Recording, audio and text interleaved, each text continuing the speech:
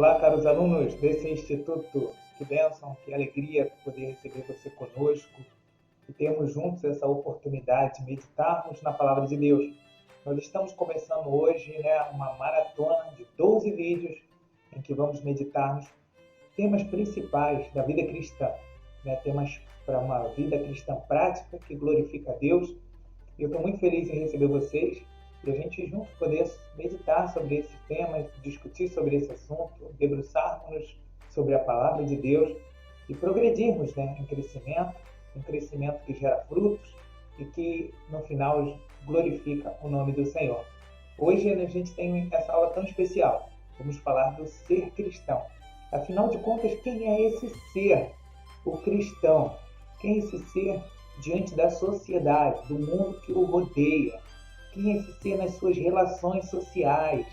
Afinal de contas, o que significa ser cristão? Você é cristão? Então seja bem-vindo. Vamos lá, vamos meditar sobre esse tema que está na base da caminhada, justamente essa identificação do indivíduo como cristão, essa leitura. Ser cristão é passar por um processo de reconstrução de identidade, uma nova identidade de um novo ser no reino de Deus escolhido para glorificar o nome do Senhor. Sobre isso, iremos meditar hoje. Então, sem demora, nós vamos aqui avançar para glorificar o nome do Senhor. Ok? Vamos seguindo. Separe aí seu caderno, sua Bíblia e o seu coração especialmente para receber de Deus em nome de Jesus. Vamos lá? Ok, a gente tem alguns objetivos para alcançar, Fundamentar o ser cristão, o entendimento disso, a partir da palavra de Deus, é claro. O padrão do cristianismo que vivemos é a palavra de Deus. Nossa única regra de fé e prática. É a partir da palavra de Deus que a gente tem o parâmetro, para nos identificar como cristão. Ser cristão não do nosso jeito, mas do jeito que a palavra de Deus ordena que sejamos. Nossos exemplos estão na palavra de Deus. Nosso guia é a palavra de Deus. Alguém já disse que o cristão é o ser de um livro só. Essa foi uma frase de John Wesley. O cristão é um homem de um livro só. Então, o nosso livro é a palavra de Deus. Fundamentar isso a partir da palavra de Deus, então, é essencial. Discutir criticamente o papel do cristão como indivíduo no mundo. Então, a partir da palavra de Deus, mas agora como indivíduo no mundo, nessas suas relações. Identificar o papel missional dos cristãos enquanto corpo de Cristo. E quando nós nos reunimos como corpo de Cristo, como igreja, identificar esse papel que devemos cumprir. Ok? Glórias a Deus. Bom, em primeira mão, eu queria falar um pouquinho desse reconhecimento público. A primeira vez que os indivíduos que caminhavam ali, a seita do caminho, que andavam juntos, foram reconhecidos como cristãos. E é importante a gente entender um pouco esse cenário, que é fundamental. A leitura que o mundo fez daqueles homens e mulheres, daquelas famílias que caminhavam sob aquela nova égide, sob aquele novo governo, a leitura que essa sociedade fez, que eles eram, sim, parecidos com Cristo. Por conta de quê? Vamos lá? Atos 11, 26 diz: E quando o encontrou, levou para Antioquia. Assim, durante um ano inteiro, Barnabé e Saulo se reuniram com a igreja e ensinaram a muitos. Em Antioquia, os discípulos foram pela primeira vez chamados cristãos. Glória a Deus. Veja, essa ambiência de Antioquia, em que Barnabé e Saulo vão chegar ali produzindo algo no reino de Deus, fazendo a obra do Senhor, numa verdadeira operação missionária, para salvar aquela região, implantar a igreja de Jesus naquela região. Enquanto eles estavam reunindo durante um ano inteiro, os cristãos se reuniam como corpo de Cristo, tá bom? Isso os identificou como cristãos. Então, o primeiro selo dessa identidade é que esses cristãos estavam juntos, reunidos como corpo. O segundo selo é que eles estavam reunidos em torno do aprendizado da palavra de Deus. Então diz assim, Barnabé e Saulo se reuniram com a igreja e ensinaram a muitos. Então, durante esse tempo que Barnabé e Saulo estavam ali inserindo o cristianismo em Antioquia, eles estavam ensinando a muitos durante 1 ano e meio. Então, esse sentar na mesa e ao redor da palavra de Deus fez com que os indivíduos do mundo identificassem aquelas pessoas como cristãos, como pessoas que se pareciam com Cristo. Afinal de contas, Cristo se reunia com seus discípulos, se reunia em volta dessa mesa e tinha como centro da sua mensagem a palavra de Deus, a lei do Senhor. Então, já fica para a gente um grande aprendizado, que o que identifica um cristão é essa conexão dele com o corpo, e especialmente é o alicerçar dele na palavra. Se alguém está alicerçado na palavra, está conectado ao corpo, se reúne com as pessoas, esse sim parece com Cristo. Esse é um ser cristão. Glória a Deus. Bom, também a gente deve pensar que o cristão não é um ser isolado no mundo, né? Não como aqueles monges eremitas que desejavam se isolar para não se contaminar. É o contrário, o que realmente identifica o cristão é exatamente ele estar conectado às pessoas. Jesus comia com os pecadores, né? Ele avançava pregando a palavra de Deus, ensinando a palavra de Deus. Isso deve ser um marco, isso deve ser um alvo para todos nós cristãos. Se somos cristãos, então nos reunimos, estamos juntos. Se somos cristãos, estamos debruçados sobre a palavra de Deus. Ela é a nossa regra de fé e prática. Ela é a nossa bússola, a lâmpada do nosso pé e a luz do nosso caminho. Glória a Deus. Vamos lá. Bom, o cristão é, antes de mais nada, alguém que passou por um processo de transformação espiritual. Ele foi alcançado por uma obra espiritual. Eu poderia chamar sobrenatural. Ora, o homem natural não compreende as coisas do Espírito de Deus, porque lhe parecem loucura, e não pode entendê-las, porque elas se discernem espiritualmente. O apóstolo Paulo vai continuar esse texto que amo muito, de 2 Coríntios, 1 e 2 Coríntios, explicando que há uma sabedoria de Deus e há uma sabedoria do mundo, do homem natural. Essa sabedoria do homem natural é terrena, é mundana, ela não serve para nada, ela não é capaz de compreender as coisas do Espírito e ela não discerne nada. Mas aquele homem que recebeu o Espírito de Deus tem a mente de Cristo e ele tem agora a sabedoria de Deus, com a qual ele pode discernir tudo. Então, o cristão é, antes de mais nada, alguém que passou por um processo de transformação completa. A sua natureza, a sua mente foi renovada no Senhor. Ele nasceu de novo, porque foi alcançado por uma obra espiritual. Louvado seja o nome do Senhor. Bom, agora esse ser que sofre uma transformação espiritual, ele sofre um impacto espiritual, ele é alcançado por coisas que ele não conhece plenamente, é uma obra salvífica realizada na cruz do Calvário, ele recebe uma intervenção do Espírito Santo, é convencido do pecado, da justiça e do juízo. Agora ele passa por transformações na sua natureza, transformações no seu âmbito natural. Colossenses 3,5 diz: Fazei, pois, morrer a vossa velha natureza terrena, a vossa natureza terrena, prostituição, impureza, paixão lascívia, desejo maligno e avareza, que é a idolatria. Então, agora esse ser, alcançado por uma transformação espiritual, é chamado a reagir, a responder a essa ação do Espírito Santo, fazendo morrer a sua velha natureza terrena, abrindo mão daquelas coisas que danificavam a sua vida espiritual e o afastavam de Deus. Agora ele é chamado para caminhar uma caminhada que glorifica a Deus, uma caminhada de santidade, uma caminhada de amor, uma caminhada que eleva o nome do Senhor, que glorifica o nome do Senhor. Ele agora pode e é capacitado por Deus a responder à graça divina. E ele pode sim dizer sim a Deus, à santidade de Deus, e dizer não ao pecado com auxílio do Espírito Santo. Glórias a Deus. Ser cristão é passar por uma transformação também natural. Vamos consultar a palavra do reformador, ok? Vou melhorar aqui a nossa câmera, para não te atrapalhar. Palavra de Lutero, Diz assim o monge: deduz-se de tudo isso que o cristão não vive em si mesmo, mas em Cristo e no próximo. Deve ser corrigido aí. No próximo. Em Cristo, pela fé. E no próximo, pelo amor. Pela fé, o cristão se eleva até Deus. E de Deus se curva pelo amor. Mas sempre permanece em Deus e no amor divino.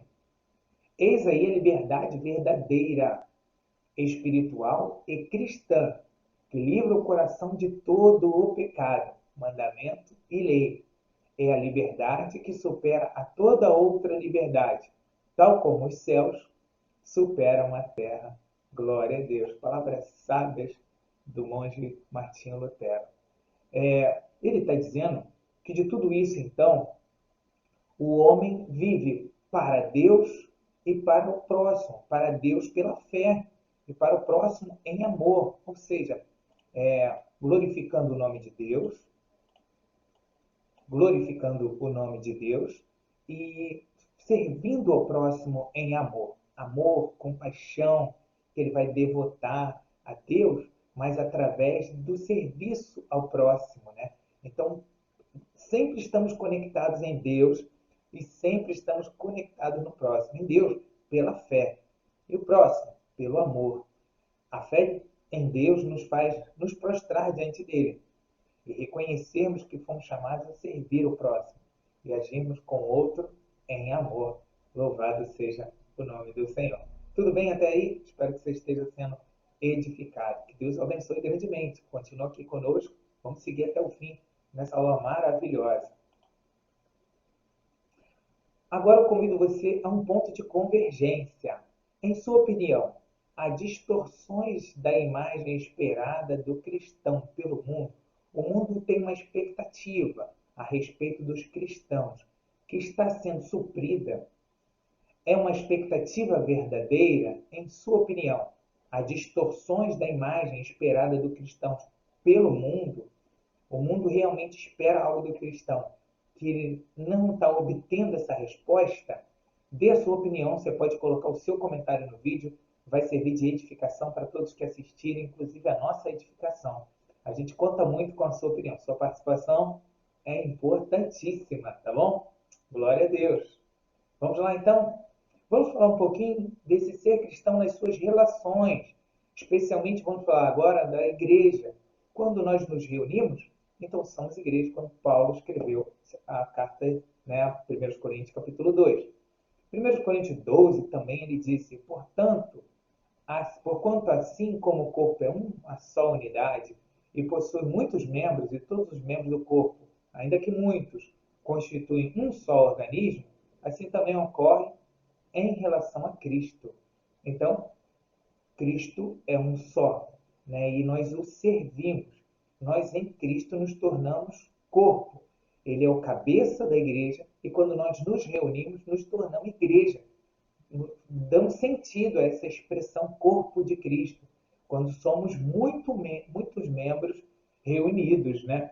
Para glorificar o nome do Senhor, sempre para exaltá-lo, para que o nome do Senhor seja glorificado, exaltado, proclamado, né, em nome de Jesus. Bom, Romanos 12, 5, o apóstolo Paulo vai escrever: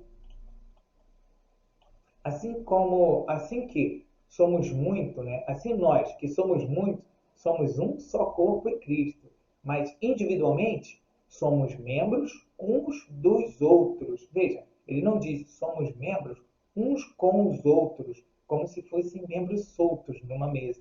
Não, nós somos membros uns dos outros. Nós estamos conectados ao mesmo corpo e a cabeça, aliás, o cabeça, que é Cristo.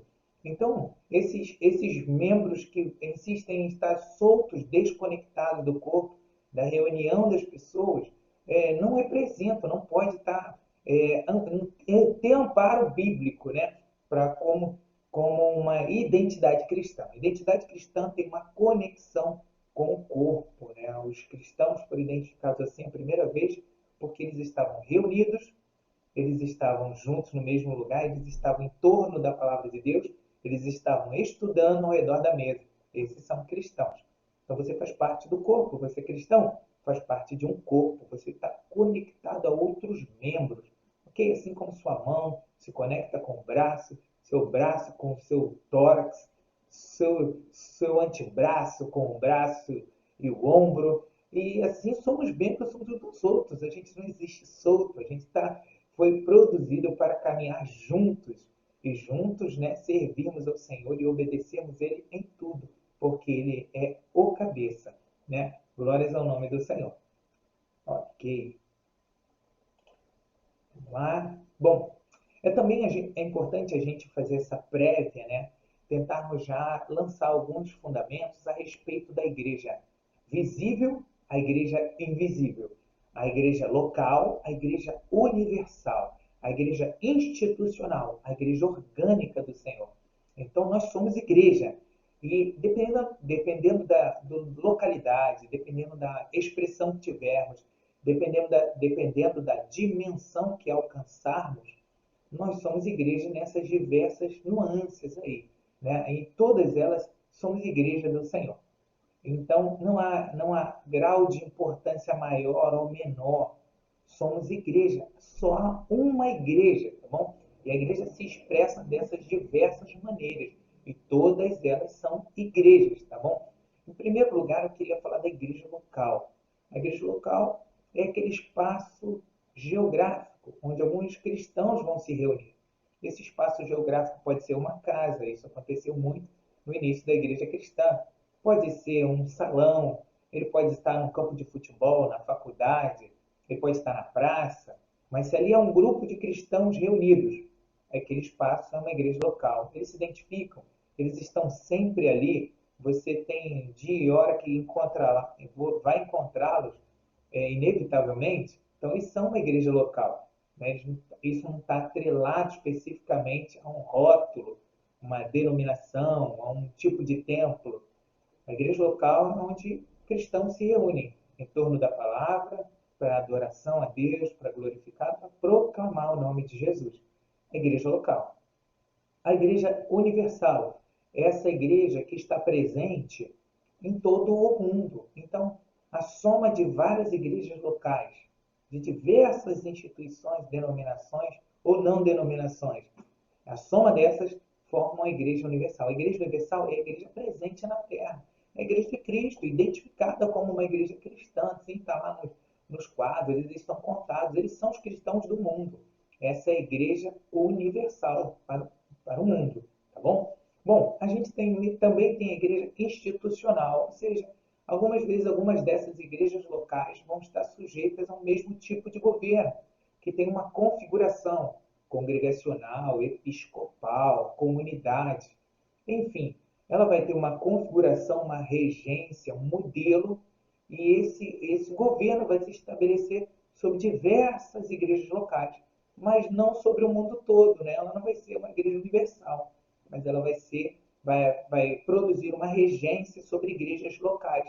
Então essa é uma instituição, ela tem CNPJ, ela precisa obedecer à lei, ela paga lá os seus tributos, ela tem que prestar contas, né? Ela tem um modelo de governo, ela tem estatuto, ela obedece às leis, né? Ela tem uma carga em termos de enquadramento legal muito maior. É a igreja do Senhor. A igreja cultua por intermédio da sua administração, por intermédio do seu cuidado com seus líderes, com seus obreiros, com seus ministros, mas também com suas ovelhas de uma maneira geral. Então essa é a igreja institucional. Ela tem nome, ela tem rótulo, ela está cadastrada, você a identifica, né? Ela tem os seus sinais, sua teologia é totalmente definida, né? E situações assim. Então essa é a igreja institucional, a instituição. E a igreja orgânica, ou seja, a igreja orgânica é a igreja que pode estar dentro até de uma instituição. É a igreja de Jesus, que vai além dos prédios, paredes, decretos, leis, que está acima de tudo isso, um povo que adora a Deus ali naquele lugar. É, fora questões teológicas, questões didáticas, fora questões legais, tem um povo que está ali pela fé, né, com o coração quebrantado, servindo ao Senhor e o adorando. É um grupo de ovelhas do aprisco de Jesus. Essa é a igreja orgânica, presente em todo o mundo, ok? Louvado seja Deus, é bom a gente já dar essa prévia, estabelecendo aí essas diferenças e enfatizando, tudo isso é igreja, tá bom? É a expressão da igreja de Cristo na face da terra. São as dimensões de atuação de uma igreja. Glória a Deus. Bom, lembrando sempre que o cristão é uma obra em andamento, né? Glória a Deus. Até que todos cheguemos à unidade da fé e ao conhecimento do Filho de Deus, ao homem perfeito e à medida da estatura completa de Cristo. Efésios 4:13. Vou reler, ó. Até que todos cheguemos à unidade da fé, ao conhecimento do Filho de Deus, a homem perfeito, à medida da estatura completa de Cristo. Então, há um alvo a ser alcançado, né? O cristão é alguém que está em processo de tratamento. O cristão é alguém que está em processo de crescimento. O cristão está constantemente passando por processos, né? Louvado seja Deus. É uma expressão que está muito em alta, né? A palavra processos, aliás. E bom, então nós somos esses, né? Então a gente vai identificar ao longo do caminho cristãos que estão em diversos níveis de maturidade, mas todos esses são cristãos, né? E cada vez mais a gente vai caminhando uma caminhada que glorifica a Deus, passando por processos de amadurecimento e crescimento, de, é, de robustecer a nossa, solidificar a nossa fé em Cristo, na palavra, construindo nossos modelos teológicos, bíblicos, obedecendo a palavra, servindo, nos tornando homens e mulheres mais fiéis ao Senhor, cada dia mais, né? Cada vez mais a gente vai se aperfeiçoando e passo a passo Deus vai glorificando o nome dele em nossa vida. Então, cristão é sempre uma obra, né? Um edifício em construção. Glória a Deus. Bom, a respeito da igreja, né, tem um versículo para memorização que a gente deixou aqui para os irmãos, né? Enfatizo que é importante você, vez por outra, ler alguns versículos de repetidas vezes e voltar nele depois de alguns dias para ajudar seu cérebro a lembrar deles, memorizar. Mas tem um versículo, ó, Mateus 16:18. Pois também eu te digo que tu és Pedro, e sobre esta pedra edificarei a minha igreja, e as portas do inferno não prevalecerão contra ela. Mateus 16:18. Lembre-se de pedra. Pedro, pedra. E repita os versículos. Mateus 16:18. Pois também eu te digo que tu és Pedro. Sobre esta pedra edificarei a minha igreja, e as portas do inferno não prevalecerão contra ela. Louvado seja o nome do Senhor.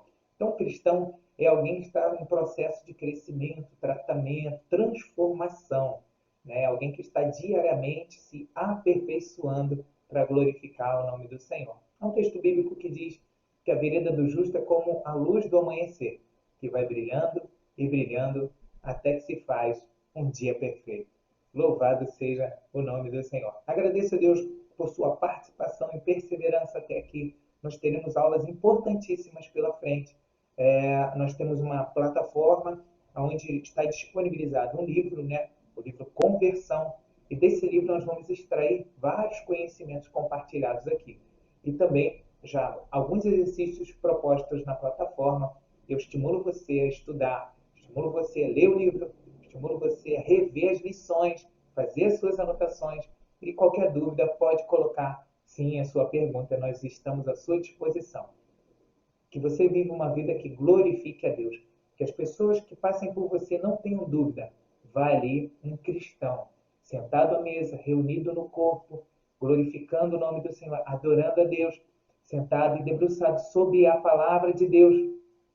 Um estudante da Bíblia, alguém apaixonado pela palavra do Senhor, alguém edificado pela palavra do Senhor. Que o Senhor alcance sua casa, que o Senhor alcance sua família, que o Senhor derrame graça sobre você.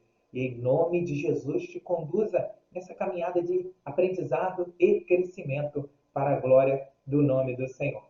Ok, irmãos? Bom, Por último, eu queria compartilhar com você que nós já estamos, a gente já divulgou, né, que a gente está numa maratona de 12 aulas totalmente gratuitas. E, de fato, são gratuitas, né? A, único, a única exigência que nós fizemos de imediato, né, o único pedido, foi que as pessoas se cadastrassem até para terem acesso à sala de aula virtual, de onde tiramos matérias e ali a gente produz alguns exercícios, tá bom? Algumas atividades estão sendo realizadas lá, por isso é importante a sua inscrição, ok? Então, a gente tem o Instituto IBET, Instituto Bíblico Escola de Tirano. Louvado seja Deus. Vou melhorar aqui para os irmãos. Esse é o IBET. Glória a Deus. Esse instituto já tem alguns cursos em andamento, né? Alguns cursos estão ali no forno, quase prontos, tá bom? Coisas muito preciosas estão por vir. Eu estimulo você a nos seguir no Instagram, @ibet_teologia. Coisas de Deus estão para acontecer. Muita ministração, muito vídeo grátis, muita coisa acessível, uma linguagem próxima da maioria das pessoas, né? Ainda que a gente vai entrar aí nos processos de mais rebuscados, né? A gente tem algumas dimensões teológicas também para discutir, para meditar. E esse é um tempo de crescer, irmão. Não cresce quem não quer. Você deseja realmente fazer a obra de Deus de uma maneira melhor, dedicar-se, ser edificado na palavra de Deus. Você tem ferramentas à sua disposição para tal e nós queremos ser uma dessas ferramentas, colaborar com o seu crescimento, que você seja útil na sua casa, no seu caminhar, na sua igreja local, no corpo de Cristo, né? Igreja Universal, na missão que Deus te chamou para realizar, que nós sejamos essa ferramenta que pode te ajudar, que o Espírito Santo se utilize desse meio para te capacitar e glorificar o nome dele, ok? Irmãos, nós também temos alguns cursos que já estão quase prontos, eu disse, né? E um desses é um mergulhar no Antigo Testamento, onde nós temos uma apostila com quase 100 páginas, um aprendizado precioso, um mergulhar profundo no Antigo Testamento, e você tem a possibilidade de adquirir essa apostila. Ela ainda não está divulgada, né? Ela ainda não está disponível em nenhuma plataforma, mas se você desejar, faça contato conosco, tá bom? A gente vai deixar no link do vídeo aí o contato. Você consegue também falar conosco no @ibet_teologia do Instagram, tá bom? E encomende a sua apostila. Tenho certeza que será um processo grande de aprendizado e crescimento nesse tempo para os irmãos. A gente também tem, saindo aí do forno, a vida e obra do apóstolo Paulo.